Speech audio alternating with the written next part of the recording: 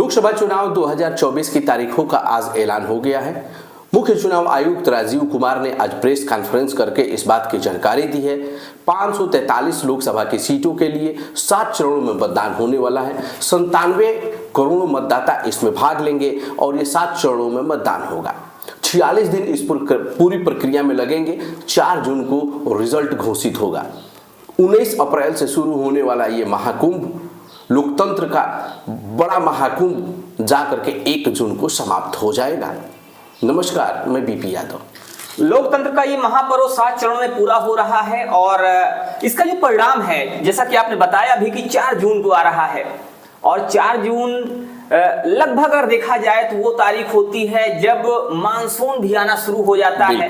तो मानसून के आने के साथ ही चुनाव का परिणाम भी आने वाला है। देखना होगा कि ये मानसून कितना सुखद होता है, कैसा होता है और किसको क्या एहसास दिलाता है। मानसून किसके लिए सर्द आहें लेके आएगा और किसके लिए जो है तपती हुई रेगिस्तान पे बारिश की बूंदे बन के आएगा, ये तो दिलचस्प होगा। पहले मैं आपको बता दूं कि 7 चरणों में ये लोकसभा चुनाव होना है। पहले फेज में 102 सीटों पर वोटिंग होगी, दूसरे पर 89 सीटों पर वोटिंग होगी, तीसरे में 94 सीटों पर वोटिंग होगी और चौथे फेज में 96 सीटें पर वोट होगा।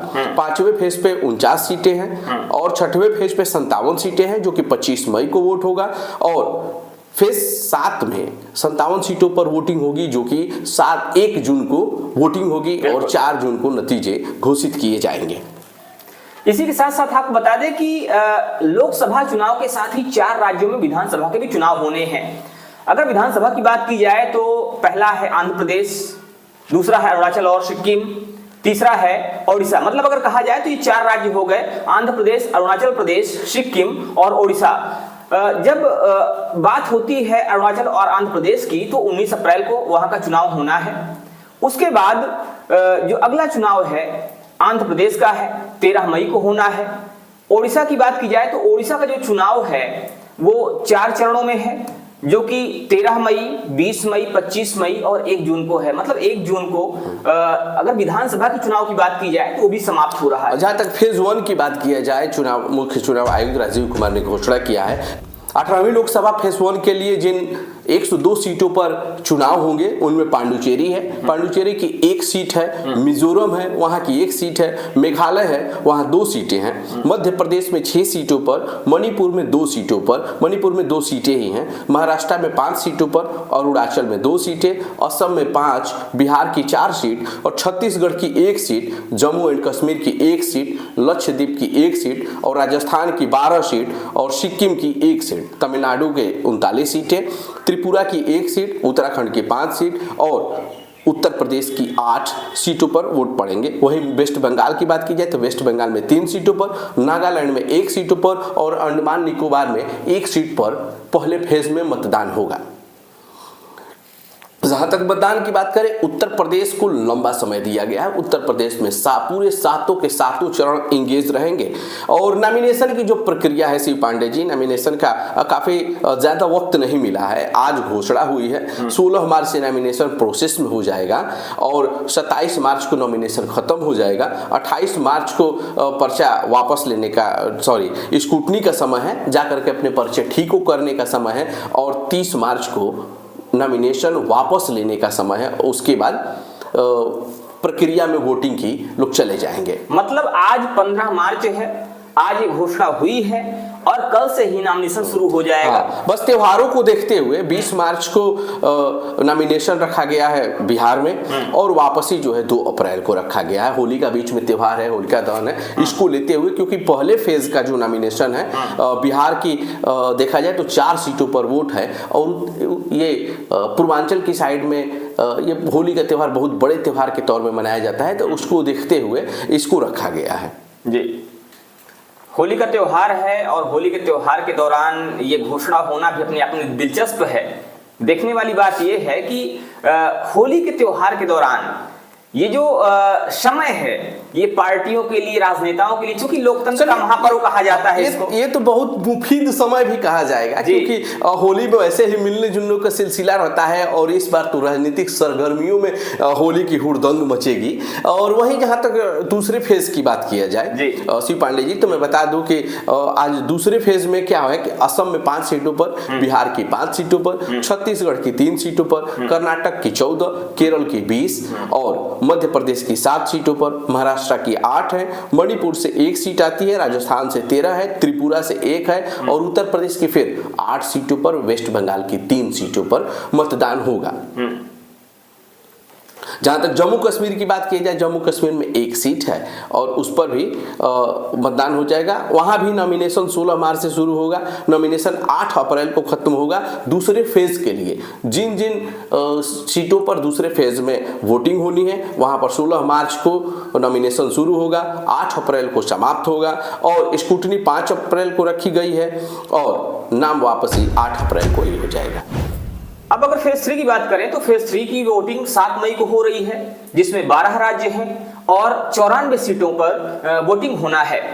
इसमें असम की 4 सीटें हैं, बिहार की 4-5 सीटें हैं, छत्तीसगढ़ की 7 सीटें हैं, गोवा की 2 सीटें हैं, गुजरात की 26 सीटें हैं, कर्नाटक की 14 सीटें हैं, मध्य प्रदेश की 8 सीटें हैं, महाराष्ट्र की 11 सीटें हैं और उत्तर प्रदेश की 10 सीटों के साथ पश्चिम बंगाल की 4 सीटें, दमन व दीव की 2 सीटें और जम्मू कश्मीर की 1 सीट शामिल है।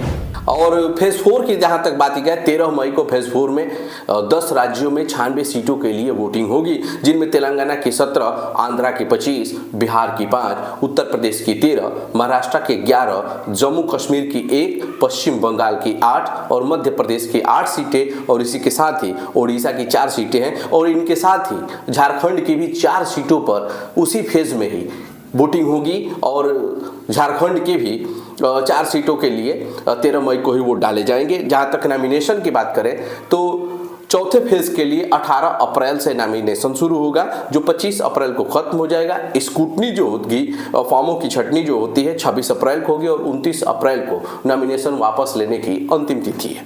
अगर 5वें फेज की बात करें तो 5वें फेज की वोटिंग 20 मई को होना है, जिसमें कि 8 राज्य शामिल हैं और टोटल 49 सीटों पर इसमें वोटिंग होना है, जिसमें बिहार की 5 सीटें, झारखंड की 3 सीटें, महाराष्ट्र की 13 सीटें, ओडिशा की 5 सीटें, उत्तर प्रदेश की 14 सीटें और पश्चिम बंगाल की 7 सीटें इसमें शामिल हैं। साथ ही अगर जम्मू कश्मीर की बात की जाए तो जम्मू कश्मीर के लिए 1 और लद्दाख की भी 1 सीट यहाँ पर शामिल है। नामिनेशन की प्रक्रिया 26 अप्रैल शुरू हो रही है, 3 मई को खत्म हो रही है, स्क्रूटनी 4 मई को है और नाम वापसी 6 मई तक की जा सकती है। हाँ, शिव पांडे जी, फेज 6 जो है 25 मई को होने वाला है।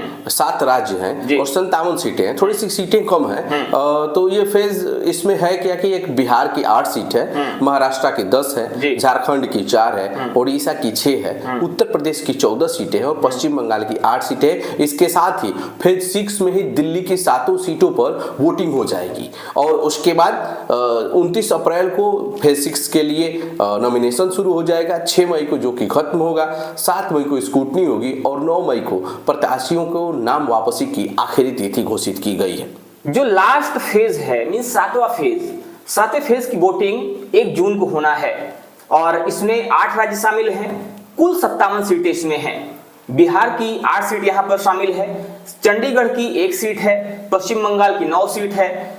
अगर पंजाब की बात करें तो पंजाब की 13 सीटें हैं, हिमाचल प्रदेश की 4 सीटें हैं, उत्तर प्रदेश की 13 सीटें हैं, ओडिशा की 6 सीटें हैं और साथ ही झारखंड की भी 3 सीटें इस फेज में शामिल हैं। नॉमिनेशन प्रोसेस की बात करें तो इसमें 7 मई को शुरुआत हो रही है, 14 मई को खत्म हो रहा है, स्क्रूटनी 15 मई को हो रही है और अगर नाम वापसी की बात की जाए तो 17 मई को नाम वापसी की जा सकती है। हाँ, और ये 46 दिन चलने वाला लोकतंत्र का महापर्व जिसमें 96 करोड़ 88,21,926 वोटर्स भाग लेंगे, जिनमें पुरुष लगभग 49 करोड़ के आसपास हैं, महिलाएं 47 करोड़ के आसपास है, 48,000 के आसपास इस बार ट्रांसजेंडर हैं। दिव्यांगों की बात करें तो दिव्यांग भी 88 लाख प्लस हैं और इस तरह से देखा जाए तो इस बार 100 प्लस उम्र के ज़्यादा, यानी कि जिनकी 100 साल से ज़्यादा उम्र हो गई है, ऐसे भी मतदाता हैं और ये 2,38,000 प्लस हैं।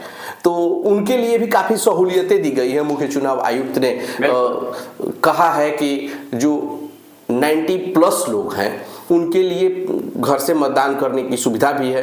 वो चाहें तो घर पे मतदान कर सकते हैं, या वो चाहें तो उनके लिए हर बूथ पर व्हीलचेयर और उसके लिए वॉलंटियर भी रखे जाएंगे जो उनकी सहूलियत के लिए उनको ले करके आएंगे और उन्हें बूथ तक पहुंचाने का काम करेंगे। आपको एक बात और बता दें कि इस बार का जो चुनाव है वो अहम इसलिए भी हो जाता है क्योंकि इस बार के चुनाव में अगर 18 साल से 19 साल के उम्र के मतदाता की बात की जाए तो केवल उनकी संख्या ही 1,84,81,610 होती है। मतलब ये ऐसे मतदाता हैं जो बिल्कुल युवा हैं और अभी अभी पहला कदम रखने के लिए वोट डालने जा रहे हैं। और आप लोगों को बता दें कि दुनिया का सबसे बड़े ये चुनावी प्रक्रिया है हमारे देश की, जिसमें 97 करोड़ लोग भाग ले रहे हैं। 10.5 लाख पोलिंग स्टेशन बनाए जा रहे हैं और 1.5 crore polling officer security guard लग रहे हैं। 55 लाख ईवीएम का यूज किया जा रहा है और 4 लाख गाड़ियों का यूज किया जा रहा है। लेकिन सबकी नजर अब घोषणा हो गई है, लंबा पीरियड मिला है, 46 दिन का पीरियड मिला है। और जहां तक गैपिंग की बात देखी जाए तो काफी अच्छी गैपिंग मिली हुई है। और नेताजी लोगों को प्रचार के लिए और क्या चाहिए, एक मुफीद स्पेस चाहिए जब वो रैलियां कर सके। और देखा जाए तो पहले और दूसरे में 19 तारीख के बाद सीधे 26 तारीख को है तो 5 दिन की यहाँ पर गैपिंग है। फिर 26 के बाद 7 मई को है तो वहां पर गैपिंग है। 7 के बाद फिर 7 दिन की फिर गैपिंग है, 14 तारीख को है। तो इस तरह से गैपिंग मिलती जा रही है और उसके साथ ही उनको चुनाव प्रचार की भी सहूलियतें मिलने वाली हैं। लेकिन इस बार बरसात का भी समय आ चुका रहेगा उस समय, और देखना बड़ा दिलचस्प हो जाएगा कि अगर बारिश होने लगेगी तो बारिश में दिक्कतें बढ़ेंगी। नेताजी चुनाव की रैली करने तो जाएंगे, लेकिन अगर बारिश हुई तो हो सकता है कि जनता वहां पर रुक ना पाए और रैली डिस्टर्ब हो जाए। जी, शिव पांडे जी बता दूं कि देश का सबसे बड़ा सीटों के लिहाज से कोई राज्य है तो उत्तर प्रदेश। उत्तर प्रदेश को कहा जाता है कि दिल्ली का रास्ता अगर कहीं से गुजरता है तो यूपी से, जो यूपी जीत गया वो दिल्ली जीत गया। और यूपी में चुनाव भी 7 ही चरण में होने वाले हैं। और ये चरण क्या है, 19 अप्रैल को 8 सीटों के लिए मतदान होगा। दूसरे चरण में 26 अप्रैल को 8 सीटों के लिए मतदान होगा। तीसरे चरण में भी 7 मई को 10 सीटों के लिए मतदान होगा। और चौथे चरण में 13 मई को 13 सीटों पर मतदान होगा। 14 उसके बाद 5वां चरण है 20 मई को, इस पर भी 14 सीटों पर मतदान होगा। 6वां चरण है 25 मई को जिसमें कि 14 सीटें हैं। और 7वें चरण 1 जून को होगा जिसमें कि 13 सीट पर मतदान होगा। तो यूपी खास है, यूपी की रणनीति भी खास है। यूपी की रणनीति बनाने में नेताजी लग गए होंगे। समाजवादी पार्टी की जहां तक बात की जाए, समाजवादी पार्टी कुछ प्रत्याशियों की घोषणा कर चुकी है। भारतीय जनता पार्टी भी यूपी में कुछ प्रत्याशियों की घोषणा कर चुकी है। और अब लग रहा है कि कमोबेश सभी पार्टियां जल्दी जल्दी घोषणा कर देंगी। क्यों, आपको क्या लगता है? अब जैसे ही चूंकि चुनाव आयोग ने घोषणा कर दी है, डेट आ गई है, तो अब जो भी पार्टियां हैं तुरंत अपने कैंडिडेट्स को फाइनल करेंगी और साथ ही साथ जो कैंडिडेट्स फाइनल हो चुके हैं वो भी अपने चुनावी मिशन में लग जाएंगे, जिससे कि ज्यादा से ज्यादा वोटर्स को रिझाया जा सके और अपने पाले में किया जा सके। तो वहीं अगर बिहार की बात की जाए तो बिहार भी पीछे रहने वाला नहीं है। बिहार में भी 40 ही भले सीटें हैं लेकिन 7 चरणों में वहां भी चुनाव होने वाला है। ये बड़ा अजब है। 7 चरणों में बिहार में तो 40 सीटें हैं, कम में भी हो सकता था। और बिहार की जहां तक बात की जाए, फेज 1 में बिहार में 19 तारीख को वोट पड़ेंगे, 19 अप्रैल को। औरंगाबाद, गया, नवादा और जमुई केवल 4 सीटों पर बनेंगे। 2 अप्रैल जहां तक दूसरा फेज की बात की जाए तो 26 अप्रैल को फिर यहां पर 5 जिलों को कवर किया गया है। किशनगंज की सीट है, कटिहार की, पूर्णिया की, भागलपुर और बांका की। तीसरे फेज में अगर चला जाए बिहार में तो 7 मई को होगा झांझरपुर, सुपौल, अररिया और उसके बाद आपका मधेपुरा पड़ जाता है, खगड़िया पड़ जाता है। चौथे फेज को देखेंगे तो 13 मई में दरभंगा, उजियारपुर, समस्तीपुर, बेगूसराय, मुंगेर। बेगूसराय काफी चर्चित सीट है। बेगूसराय से गिरिराज सिंह निकल के आते हैं, बेगूसराय से कन्हैया कुमार भी निकल के आते हैं। और 5वां सीट फेज जो है 20 मई को होगा। सीतामढ़ी, मधुबनी, मुजफ्फरपुर, सारण और हाजीपुर, ये सीटें भी काफी चर्चा में रही हैं। अभी रामविलास पासवान के पुत्र हैं चिराग पासवान और उनके चाचा पारस पासवान को लेकर के एक तरह से पारस पासवान जो है एनडीए से आउट ही हो चुके हैं। चिराग को सीटें मिली हैं, 5 सीटें मिल गई हैं बिहार में। और छठा फेज की बात की जाए तो वाल्मीकि नगर, पश्चिमी चंपारण, पूर्वी चंपारण, शिवहर, वैशाली, गोपालगंज, महाराजगंज, सिवान। शिवहर का जो क्षेत्र है वो आनंद मोहन सिंह की वजह से चर्चाओं में अभी आया था, जिनके बेटे आनंद मोहन के बेटे चेतन आनंद थे जो आरजेडी से विधायक थे और उसके बाद भाग करके वो बीजेपी के खेमे में चले गए थे। और 7वें फेज में 1 जून को नालंदा, पटना साहिब, पाटलिपुर, आरा, बक्सर, सासाराम, काराकाट और जहानाबाद। आरा के जानते ही पवन सिंह को लेकर के चर्चा में है। पटना साहिब मुख्य सीट है बिहार की। नालंदा वो सीट है जहां से चुन करके पहले बिहार के सीएम नीतीश कुमार आते थे। और बक्सर और अश्वनी चौबे हैं। अब बक्सर में भी इस बार कांटे की लड़ाई होने वाली है कि देखते हैं। पिछली बार ही अश्वनी चौबे का शीर्ष नेतृत्व टिकट काटने वाला था, नहीं कटा। इस बार क्या होता है देखने वाली बात होगी जी। तो शिव पांडे जी, जहां तक देखा जाए बिहार को, यूपी की बात अगर करेंगे तो यूपी में इस बार की लड़ाई कैसी होने वाली है? देखिए, यूपी में तो इस बार की वैसे भी कांटे की टक्कर है, क्योंकि अगर देखा जाए तो यूपी में सिर्फ 2 ही पार्टियां हैं जो टक्कर में हैं। एक तो भारतीय जनता पार्टी और दूसरी है समाजवादी पार्टी। अगर हम बात करते हैं किसी और पार्टी की, जैसे हम बात करें बसपा की, तो बसपा तो पिछले काफी समय से इनएक्टिव पड़ी हुई है। कांग्रेस का बिल्कुल सही कह रहे हैं, इनएक्टिव पड़ी हुई है। कांग्रेस का जनाधार लगभग खत्म हो चुका है। मिल के चल रही है, सपा से मिल के चल रही है। अगर पर्टिकुलर कांग्रेस की बात की जाए तो कांग्रेस का जनाधार बहुत ज्यादा नहीं है। तो एक तरह से देखा जाए तो एक तरफ भारतीय जनता पार्टी की एनडीए है और दूसरी तरफ समाजवादी पार्टी और अन्य पार्टियां हैं जिनका इंडी गठबंधन चल रहा है। तो इन्हीं 2 पार्टी में टक्कर होना है। यूपी की अगर बात कर लिया जाए कि किस चरण में किन जिलों में मतदान है, ये भी काफी देखने वाली दिलचस्प बात है। 19 अप्रैल को देखा जाए, यूपी भी 7 फेज में आता है। किस सीट्स पर कब वोटिंग है लोग जानना चाहते हो तो हम अपने दर्शकों को बता दें कि पहला जो है 19 अप्रैल को सहारनपुर, कैराना, मुजफ्फरनगर, बिजनौर, नगीना, मुरादाबाद, रामपुर और पीलीभीत पश्चिमी यूपी की ये सीटें हैं, इन पर होने वाला है। नगीना से काफी चर्चा थी पहले कि चंद्रशेखर लड़ेंगे, लेकिन अखिलेश यादव ने उनको कोई भाव नहीं दिया और उनको मायूस किया है। लेकिन चंद्रशेखर रावण ने ऐलान कर दिया है कि हम चुनाव वहां से लड़ेंगे। वहीं पीलीभीत देखा जाए तो पीलीभीत वरुण गांधी की सीट रही है, 2 बार से सांसद रहे हैं। इस बार देखा जाए कि भारतीय जनता पार्टी पीलीभीत से उनको टिकट देती है या नहीं देती है, अब तो 1-2 दिन में ये भी क्लियर हो ही जाएगा। और जहां तक दूसरे चरण की बात है, दूसरे फेज की, तो 26 अप्रैल को ये होने वाला है। अमरोहा, मेरठ, बागपत, गाजियाबाद, गौतम बुद्ध नगर, बुलंदशहर, अलीगढ़ और मथुरा। उधर भारतीय जनता पार्टी का अच्छा प्रभाव है, जाट वोटर्स हैं और इन्हीं को लुभाने के लिए, पहले और दूसरे फेज को लुभाने के लिए भारतीय जनता पार्टी ने जयंत चौधरी के साथ गठबंधन भी किया है। और जहां तक तीसरे चरण की बात किया जाए शिव भाई, तीसरे चरण में 7 मई को वोट पड़ने वाले हैं। संभल है, ठीक है, हाथरस है, आगरा है, फतेहपुर सीकरी है, फिरोजाबाद है, मैनपुरी है। वही मैनपुरी जहां से कि डिम्पल यादव सांसद हैं। मुलायम सिंह यादव की मृत्यु के बाद उपचुनाव हुए थे जिसमें डिम्पल यादव बम्पर वोटों से जीती थी। एटा है, बदायूं है, बरेली है, आंवला है। बदायूं भी चर्चा में है। बदायूं से जो वर्तमान सांसद हैं वो आपके स्वामी प्रसाद मौर्य की बेटी हैं, ठीक है। और आंवला इसलिए चर्चा में है कि आंवला से मेनका गांधी थी। अब इस बार देखना है कि बदायूं से भारतीय जनता पार्टी किसको उतारती है और आंवला से किसको उतारती है।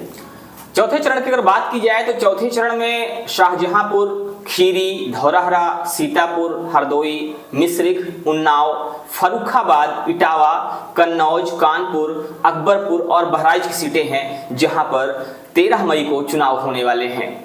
वहीं पर 5वां चरण जो है, 5वां चरण का चुनाव 20 मई को होना है।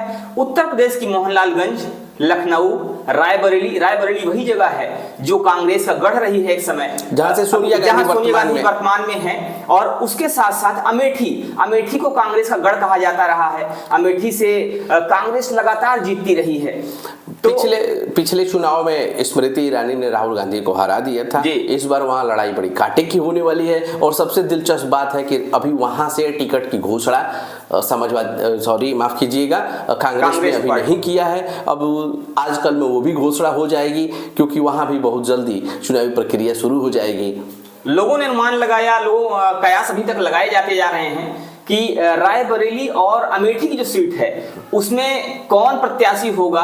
कुछ लोग अमेठी से राहुल गांधी को कैंडिडेट मान रहे थे, वहीं कुछ लोग ऐसे हैं जिनका मानना ये था कि इस बार अमेठी से दर्शकों को हम बता दें कि बहुत जल्दी ही हम लोग आपके पास बहुत जानकारियों का खजाना लेके आएंगे, दिलचस्प बातें बताएंगे, जिसमें कि ये भी बताएंगे कि प्रियंका गांधी रायबरेली से लड़ेंगी कि प्रियंका गांधी अमेठी से लड़ेंगी, राहुल गांधी फिर से आएंगे अमेठी कि वो फिर हो सकता है कि इस पर रायबरेली जाए या फिर केवल वायनाड से ही लड़े। तो अगली वीडियो आप लोग देखिएगा, इस पर विस्तृत रूप से चर्चा होगी। फिलहाल आपको बता दें कि इसी चरण में, ठीक है, मोहनलालगंज, लखनऊ, रायबरेली, अमेठी, जालौन, झांसी, हमीरपुर, बांदा के साथ साथ ही फतेहपुर, कौशाम्बी, बाराबंकी, फैजाबाद, कैसरगंज, गोंडा, 2 सीटें, ये सारी की सारी टॉप हिट लिस्टेड सीटें जो है शिव जी, ये सब के सब कहाँ आके फंसी हैं? 5वें में। कैसरगंज वही सीट है, बिल्कुल ब्रजभूषण शरण सिंह। और इस सीट को लेकर अभी कुछ दिन पहले हम लोगों ने वीडियो भी किया था और जिसे आप लोगों ने खूब सराहा, पसंद भी किया था, उसके लिए आप लोगों को बहुत बहुत धन्यवाद। और अगला चरण में कौन कौन से जिले हैं? अगला चरण जो है 6वां चरण है, 25 मई को चुनाव होना है।